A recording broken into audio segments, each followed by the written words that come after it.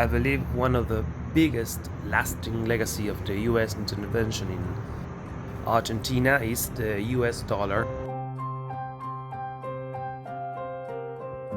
The dollar's impact on the Argentine inflation, the crashing peso, the growth of poverty, and the weight of the debt, it can only be explained by decades of US intervention in Argentina, especially since the last military dictatorship and the neoliberal policies implemented after them. How did the US dollar come to have such influence in Argentina? Decades of external debt and US meddling have trapped the nation in a self-perpetuating cycle that has erupted in waves of economic crises like the one Argentina is experiencing right now. These crises, eroding trust in the local currency as well as local banks, have made the dollar an attractive refuge for those who can afford to trade in their pesos and keep their savings stable in greenbacks. But the dollar as a refuge is part of the problem. Already managing a severe shortage of dollars in the central bank, recent Argentine governments have implemented currency controls to avoid a massive run on greenbacks, which it desperately needs for other functions, such as buying imports, servicing debt, and critically, combating inflation. Normally, when a nation faces inflationary problems, meaning when the prices of goods and services begin to rise rapidly and out of control, it uses dollar reserves to buy more of its own currency on the global market and relieve internal pressure. Without that option, Argentina has been forced to instead print pesos to fund its state budget, a necessary mechanism that also weakens the currency by putting more of it in circulation. A vicious cycle is created. As the peso's value plummets, demand for dollars increases, giving rise to a powerful parallel exchange market that now dictates local prices and accelerates both inflation and the peso's descent. Inflation and devaluation, in turn, create more demand for dollars, simultaneously Argentina's greatest ailment and its quickest relief. This cycle is not the story of why Argentina's economy is collapsing. It is an after effect from blasts that go much deeper. Here, we must step back in time to answer two larger and more important questions. Why does Argentina, a nation with South America's second largest economy and vast natural resources, have a dollar shortage to begin with? And how did this cycle begin? The road to the current moment is paved with crises of debt, deception, and devaluation, events in which U.S. intervention was fundamental. I'm Amelia Reyno, an independent journalist from the U.S. living in Buenos Aires since late 2021. This is a story about how 7 decades of U.S. interference contributed to Argentina's crisis of today. And this is Chapter 5.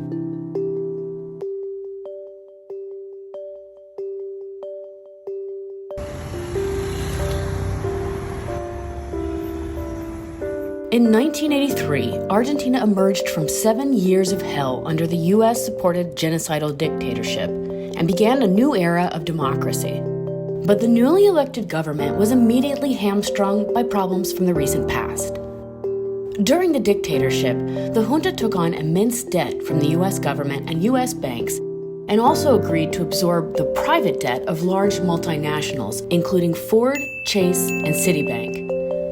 These new state obligations, which exploded the sovereign debt by 500%, forced the dictatorship government to dramatically devalue the peso in order to make exports more attractive. To explain how this works, when Argentina is reliant on agricultural exports for the dollar income it needs to repay debt, it has to compete globally for sales of those products. If the currency is weak, Argentina's exports are comparatively cheap, and other countries want to buy them. But the internal consequences of devaluation were quickly visible. Before the dictatorship, Argentina had fewer people living in poverty than France or the US. By the time the first democratic president, Raúl Alfonsín, was forced to resign in 1989, poverty had claimed a quarter of the population and inflation had spiraled to 5,000%. The next president, Carlos Menem, picked up the neoliberal legacy where the dictatorship left off.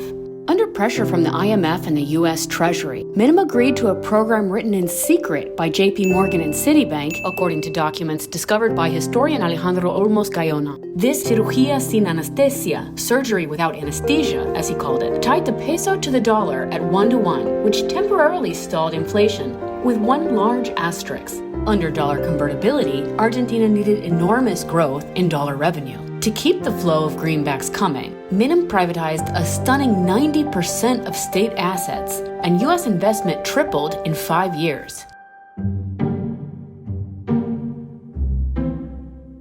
Economist Hugo Ferruccio says this was no accident.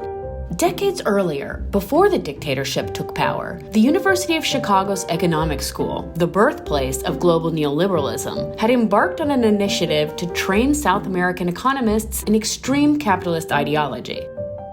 The program solicited students from Tucumán, Argentina, in mass and almost without condition, he said, in addition to similar recruitment across the Southern Cone.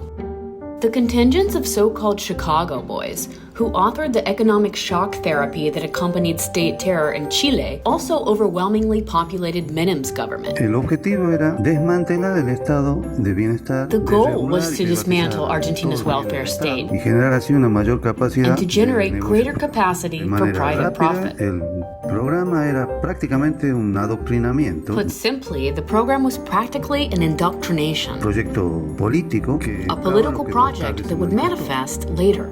But in Argentina, Minim's miracle, as it was dubbed in the US, was anything but. And in 2001, under President Fernando de la Rúa, the dollar convertibility system crashed dramatically. With local industry crippled, exports relegated to the agricultural sector, and little left to sell, Argentina had become reliant on loans to obtain the dollars necessary to function. And when the International Monetary Fund, led by the U.S., responded by reversing pre-approved funds for Argentina, the nation ran out of dollars and was forced to default, freezing citizen bank accounts to avoid further currency runs.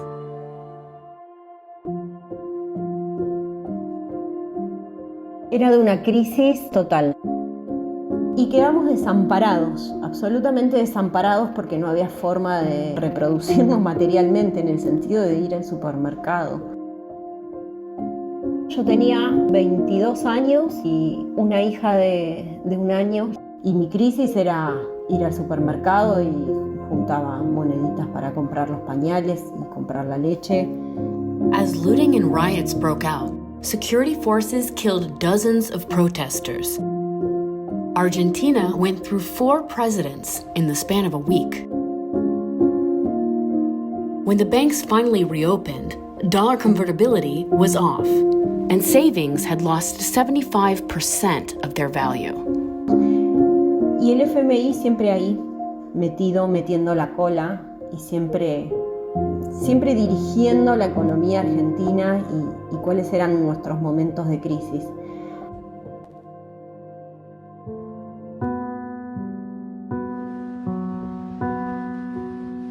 In the early 2000s, progressive President Néstor Kirchner remarkably managed to pay the IMF debt in full, giving Argentina another chance at economic freedom. But the moment wouldn't last long. In 2015, the US-friendly Mauricio Macri administration took office, and encouraged by US President Donald Trump, would accept the largest loan in IMF history. Demand for dollars would be higher than ever. The cycle would continue, with more inflation and devaluation ahead, and the Argentine people were once again left holding the bill. In the final chapter of Dark Legacy, how 7 decades of U.S. interference is felt in Argentina today.